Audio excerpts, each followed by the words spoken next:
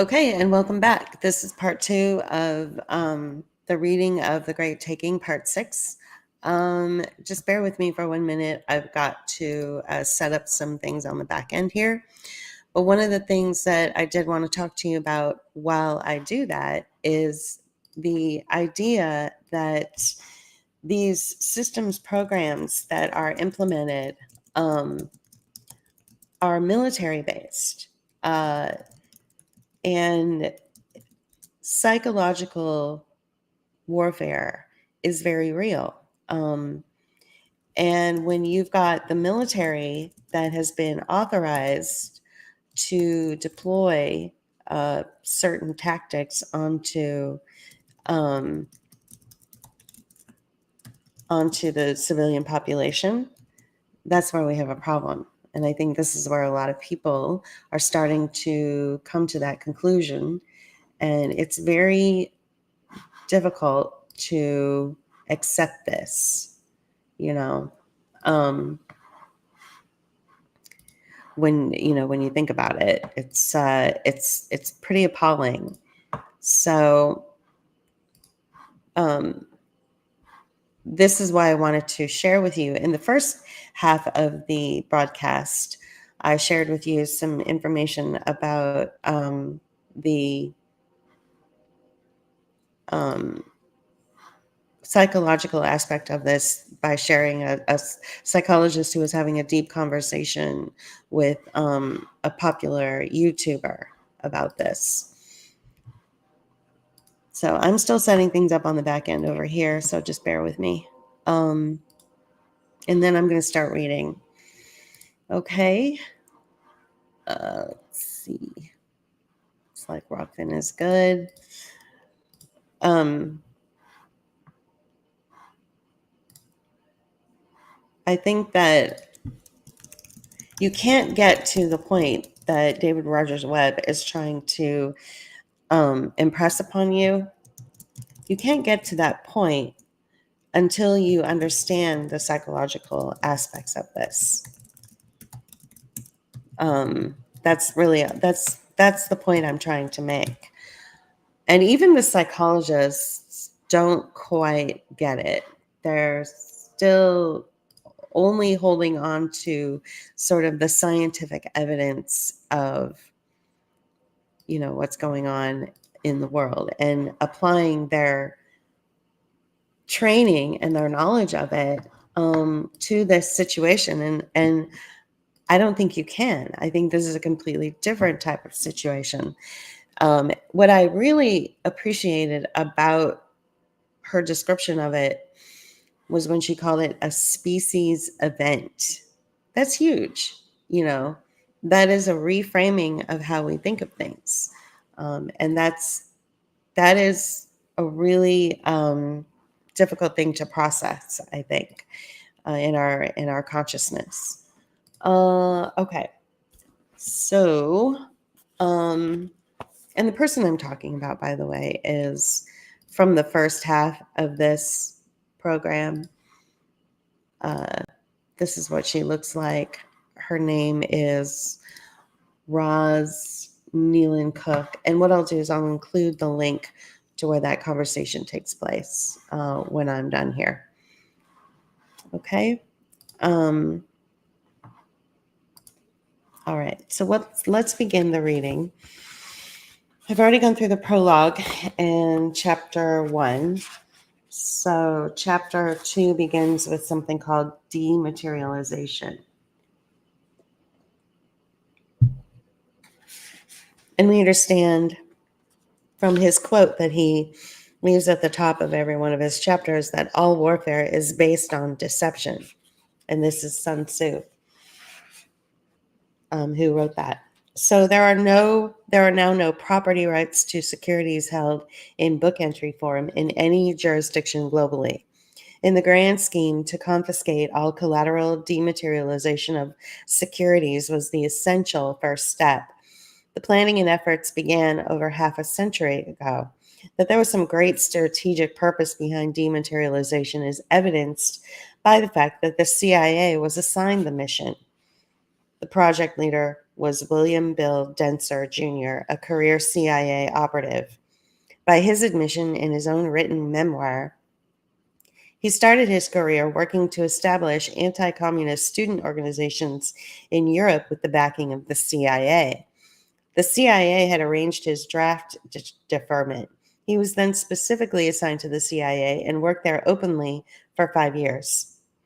Subsequently, he was transferred from the CIA to the task force, which created the Agency for International Development, or the AID. He became special assistant to the first head of AID, and therefore special assistant, and thereafter special assistant to the U.S. coordinator of the Alliance for Progress, which was active in Latin America. He was then appointed executive secretary of the Clay Committee, which lobbied for congressional appropriations for AID. After 3 years as director of AID in Peru, he was named deputy U.S. ambassador to the Organization of American States. And it states in his memoir, given events in the United States in the late 1960s, including the assassinations of Martin Luther King Jr. and Robert Kennedy, my interests had begun to shift from the international to the domestic front. Then, strangely, even though he had no background in any aspect of banking or finance, he was appointed New York State Superintendent of Banks by Nelson Rockefeller. This came after his nomination to the newly formed New York State Council of Economic Advisors by its chairman, former head of the World Bank, Eugene Black. Interestingly, Black's father had been chairman of the Federal Reserve in 1933.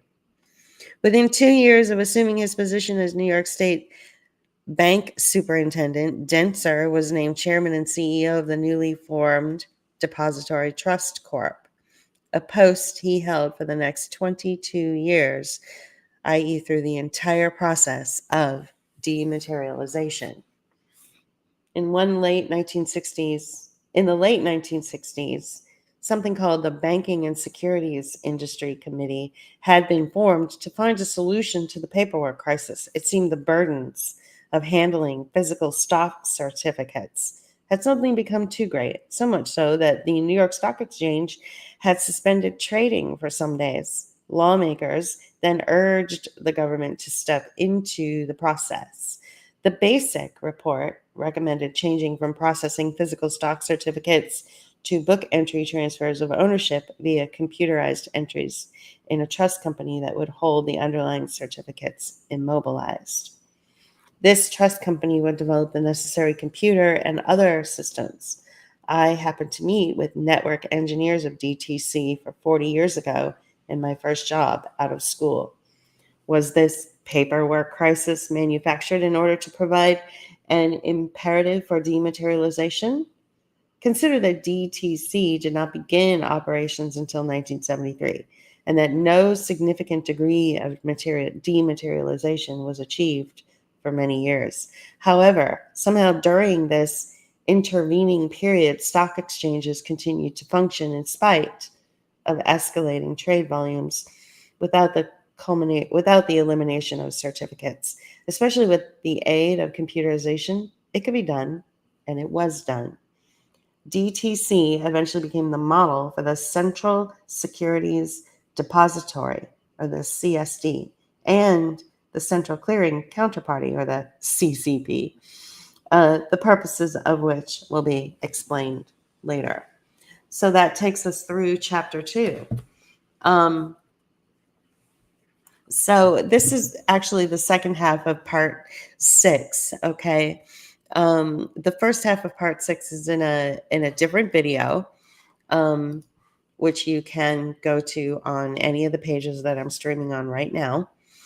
I just wanted to make you all aware of that. The first part of this, part 6, I had shared some information or some discussion around the psychological aspect of this, and this is of this situation that we're in. And what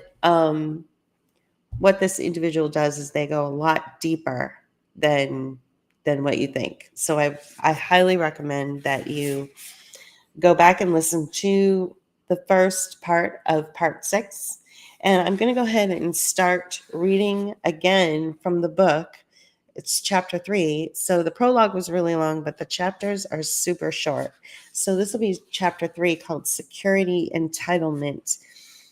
And he has a quote up here by Machiavelli: "Never attempt to win by force what can be won by deception."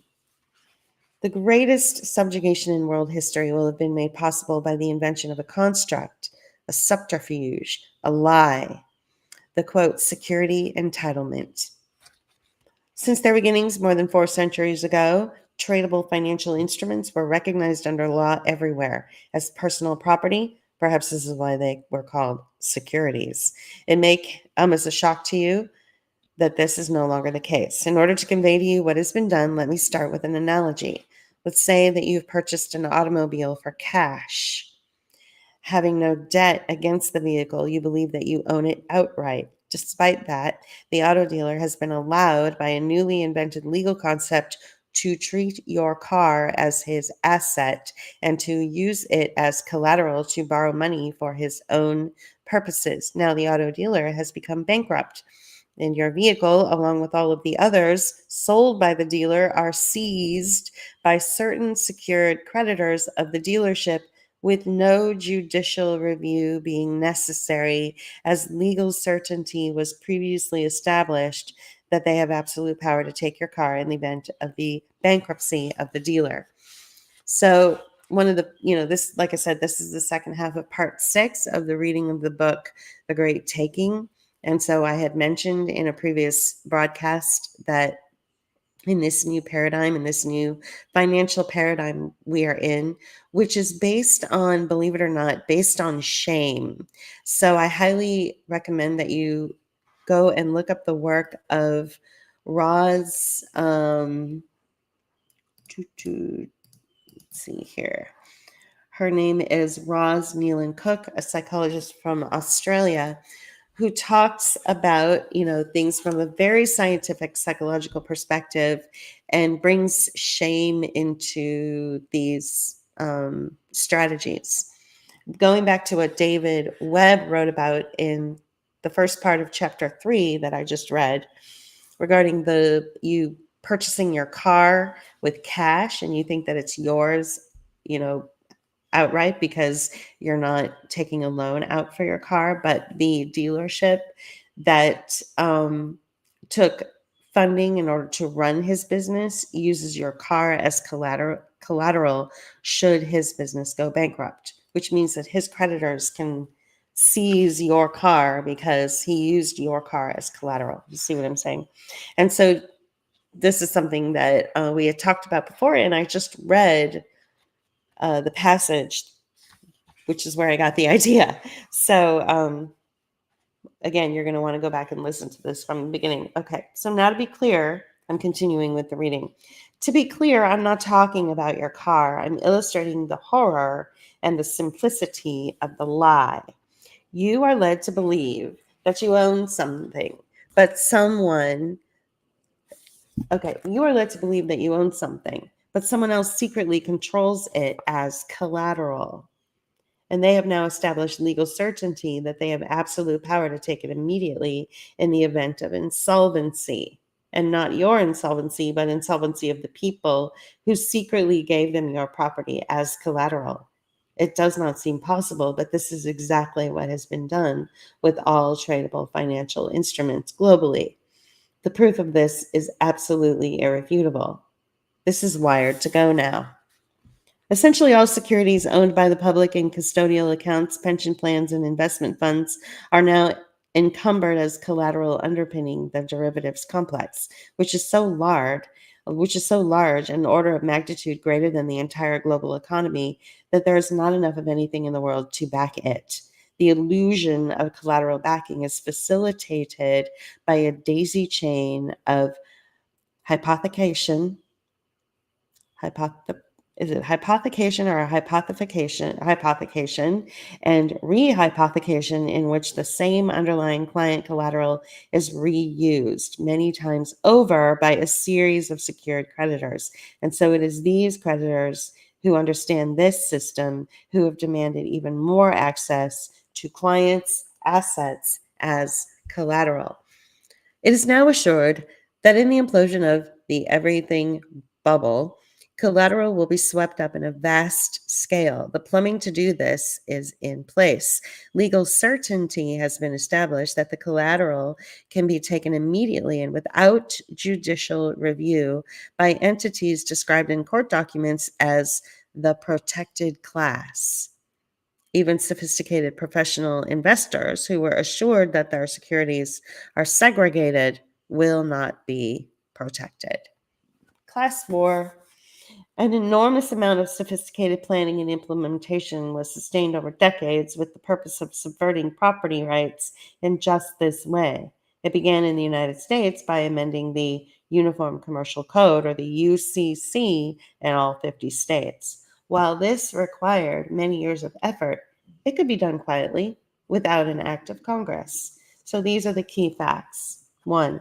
Ownership of securities as property has been replaced with a new legal concept of a, quote, security entitlement, which is a contractual claim assuring a very weak position if the account provider becomes insolvent. 2, all securities are held in unsegregated pooled form. Securities used as collateral and those restricted from such use are held in the same pool. All account holders, including those who have prohibited use of their securities as collateral, must by law receive only a pro rata share of residual assets. Number 4, revindication, i.e., the taking back of one's own securities in the event of insolvency, is absolutely prohibited. Number 5, account holders may legally borrow pooled securities to collateralize proprietary trading and financing. And number 6, safe harbor securities, secured creditors priority claim to pooled securities ahead of account holders. And number 7, the absolute priority claim of secured creditors to pooled client securities has been upheld in the courts. Okay, so what this means is that this is an interesting term that he uses because especially where the safe harbor term, where it says safe harbor assures secured creditors priority claim to pooled securities ahead of account holders. I mean, maybe this doesn't have anything to do with what I just read, but we have a home, right? We have to pay homeowners insurance. But we also have to participate in something called a wind pool, where many people sort of they put their money into wind insurance, and it's something that's popular in the Gulf Coast, what with all the hurricanes and stuff, and it is what it is. And I think then what happens is, if there is a storm or if there is a problem and there's destruction by wind, then you dip into that pool in order to cover the cost of any damage. And some people may need more coverage than others, depending on the level of damage. I don't know if that has something to do with it, but if that's how we're operating in general, in society in every way, financially, then we're kind of in trouble, because it says that it assures creditors priority claim to pooled securities ahead of individual account holders. So that's, so you've lost some autonomy over your own securities, right? So and I could be getting it wrong. I could be making that connection incorrectly, but either way, it sounds kind of like it to me. And I'll continue. Account providers are legally empowered to borrow pooled securities without restriction. This is called, quote, self-help. As we will see, the objective is to utilize all securities as collateral. I assure you that this is not conjecture. You would be greatly mistaken in dismissing this as conspiracy theory, which is a common reaction to so much unpleasantness. It is possible to really know about this. The documentation is absolutely irrefutable. In April of 2004, the European Commission Internal Markets and Services Director General proposed the setting up of a group of legal experts as a specific exercise intended to address problems of legal uncertainty identified in the context of considering the way forward for clearing and settlement in the European Union. So this became the legal certainty group. Legal uncertainty sounds like a bad thing, and legal certainty sounds like a good thing. However, the objective was merely to make it legally certain that secured creditors would be empowered to immediately take client assets in a failure of custodian. In March of 2006, the Deputy General Counsel for the Federal Reserve Bank of New York provided a detailed response to a questionnaire prepared by the Legal Certainty Group, which was looking to the Fed to tell them exactly how to do it. The following are excerpts from that response, which is also included in full in the book's appendix. In respect of what legal system are the following answers given? That was the question. The answer. The response confines itself to U.S. commercial law, primarily Article 8 and parts of Article 9 of the Uniform Commercial Code, or the UCC. The subject matter of Article 8 is investment securities, and the subject of Article 9 is secured transactions. Article 8 and Article 9 have been adopted throughout the United States. Where securities are held in pooled form, e.g. a collective securities position rather than segregated individual positions per person, does the investor have rights attaching to particular securities in the pool? The response, no. The security entitlement holder has a pro rata share of the interests in the financial asset held by its securities intermediary. That's probably pro rata. This is true even if investor positions are segregated. The question is the investor protected against the insolvency of an intermediary, and if so, how? The answer, an investor is always vulnerable to a securities intermediary that does not itself have interests in a financial asset sufficient to cover all of the securities entitlements that it has created in that financial asset. If the secured creditor has control over the financial asset, it will have priority over entitlement holders.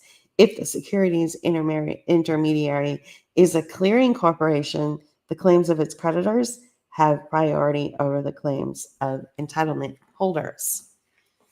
So I'm wondering if this has something to do with, like, when Obama passed something called the Affordable Care Act, which was basically, it was marketed as this thing to make it so that people who couldn't afford insurance would have access to health care. Okay, that's how it was marketed. What it really is a bailout for insurance companies. And you are punished if you don't buy into this program. So you're punished if you don't get insurance, really expensive insurance from your companies.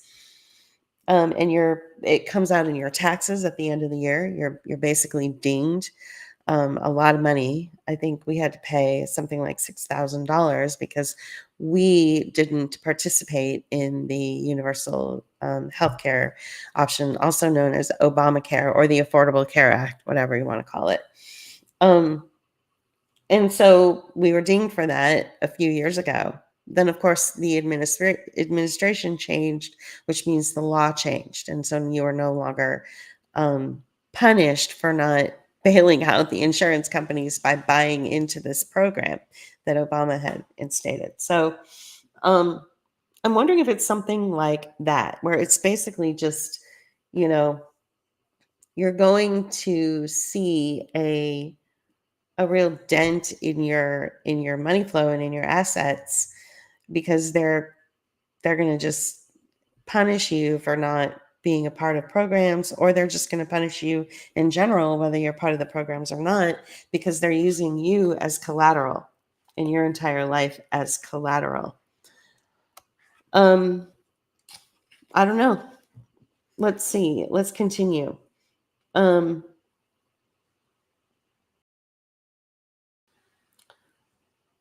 Let's see. Does the treatment of shortfalls differ according to whether there is no fault on the part of the intermediary, and if fault, fraud, or if fault, negligence, or similar breach of duty?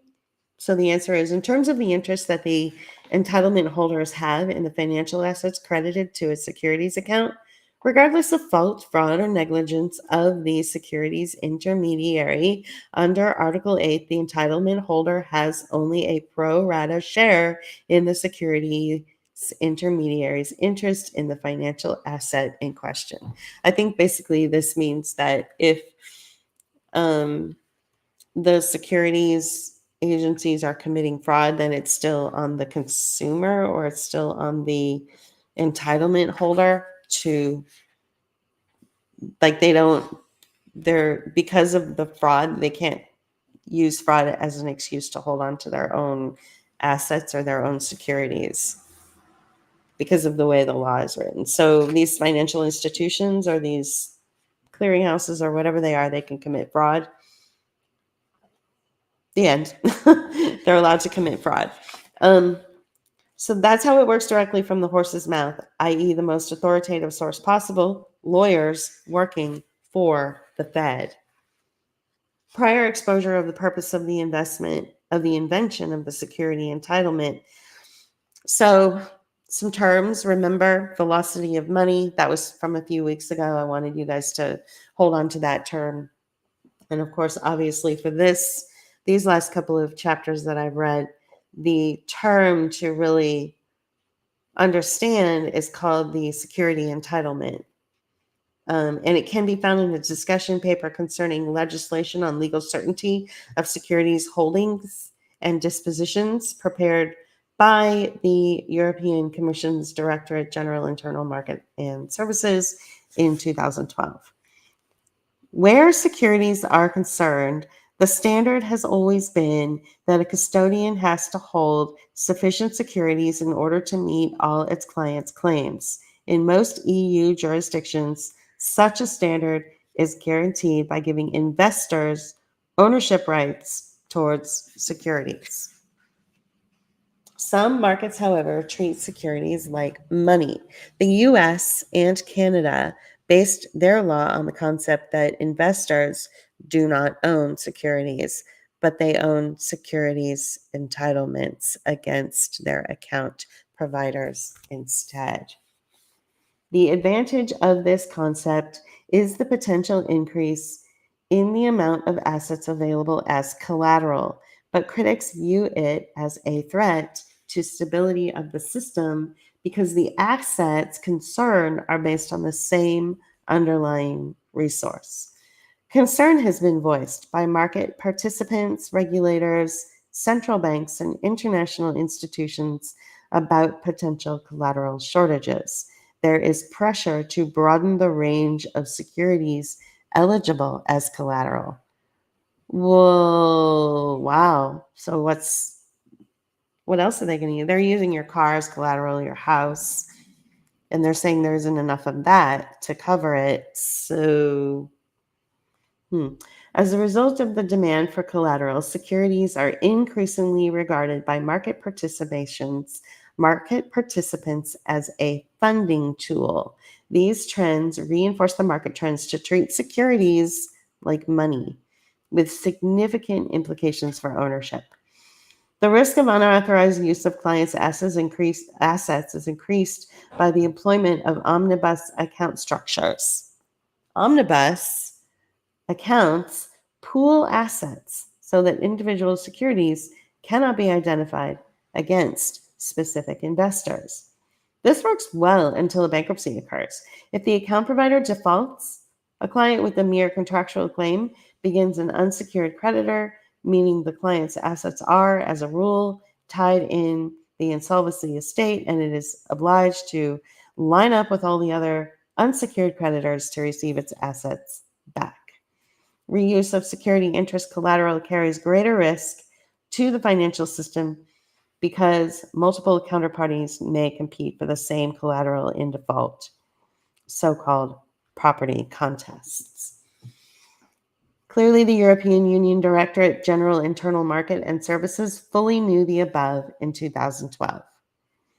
In the next global financial panic, what are the chances that there will be much of anything remaining in these pools of securities after the secured creditors have helped themselves? There will be a game of musical chairs. When the music stops, you will not have a seat. It is designed to work that way.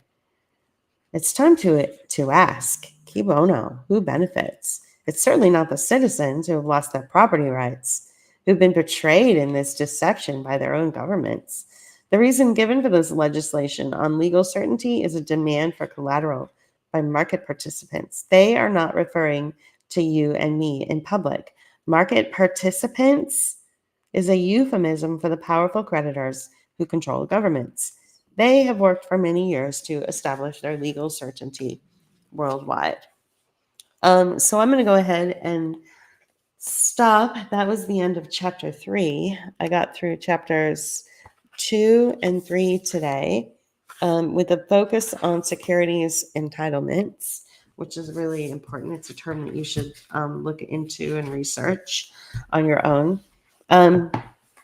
So what I had done today is I had started the broadcast with some commentary from a psychologist. Then I ended that broadcast so that it could be captured on its own, and you could go back and you could watch the entire conversation that she had on the YouTube channel that I picked it from. The person that she was speaking to has a very popular YouTube channel. And so I stopped the broadcast, and then I picked it up again with this one where I strictly read from the book. But I do want to just say that I've mentioned this before, but I'll mention it again before I end the broadcast. Much of what we're seeing in this financial great taking and in general, the great taking that we're experiencing is based on shame, believe it or not. There was a lot of shame, going on in the language of masking and in the language of getting a potential vaccine or sheltering in place back in 2020 and 2021. Shame seemed to be the driving force in order to get people to stop working, to financially ruin themselves. And that's something that this, psychologist goes into a little bit. So what I'll do is just include the link to the talk in the chat, and you guys can go back and listen to it yourself, because I did get a lot out of it. And I hope you do as well. So I finished chapters 2 and 3 today. We will continue next week with chapter 4, and it will be part 7 of the book. Oh, actually, oh my goodness, I'm not going to be reading next week because we're having a guest. So I will read in 2 weeks. So 2 weeks from today, I'll pick this up again, and hopefully I'll see you there. Thanks for joining today. Okay, bye-bye.